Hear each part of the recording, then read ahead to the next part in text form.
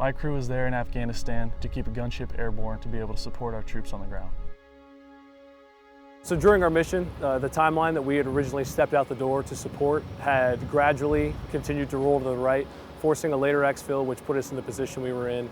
We were overhead of FOB providing some armed overwatch for the helicopter assault force that was performing field maintenance because they had taken battle damage en route. We had no intention of coming home until the helicopter assault force was able to perform their field maintenance and return back to base. So at that point I was really faced with three options. Options 1 and 2 would have required us to go back to base and we would not have returned to provide any coverage. Option 3, getting a tanker, would enable me to provide additional coverage overhead. So that was the option we wanted to press with. We were fragged for our normal F-16s out in the combat zone. And from there, things got a little different. When Kingpin called us, they're our controller that controls the airspace.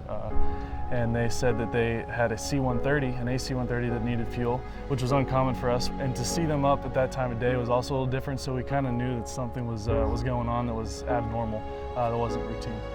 The whole crew was relieved to hear that there was one that was available, which at this point was the first time we'd worked with a White World non-soft tanker dedicated asset.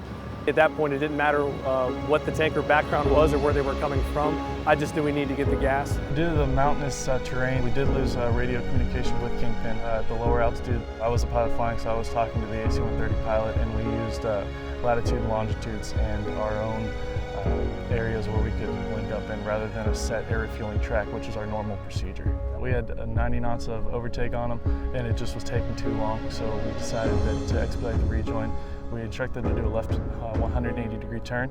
We pulled the throttles idle, speed brakes to try to slow down, dissipate that energy in the turn to get on speed with the same heading and the same altitude. As I saw them disappear under my right side, under the wing to the rear of the aircraft, the boom operator says, "All right, got visual contact," kind of in an impressive tone, and they rolled out perfect distance, and we were able to expedite the rejoin that way. Kind of a wave of relief did wash over the crew whenever the tanker appeared right out in front of us, because at that point the only thing left to do is go up and get the gas, and that's totally in our hands. I knew we were going to get it done. So they definitely they expedited that, and they really helped us out.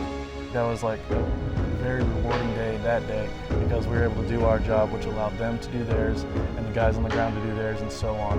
And to be that solid link in the chain and do our job well was a very rewarding feeling. I was thankful that there was an asset available to help us out, because the last thing I wanted to do was leave with that assault force on the ground in a vulnerable position.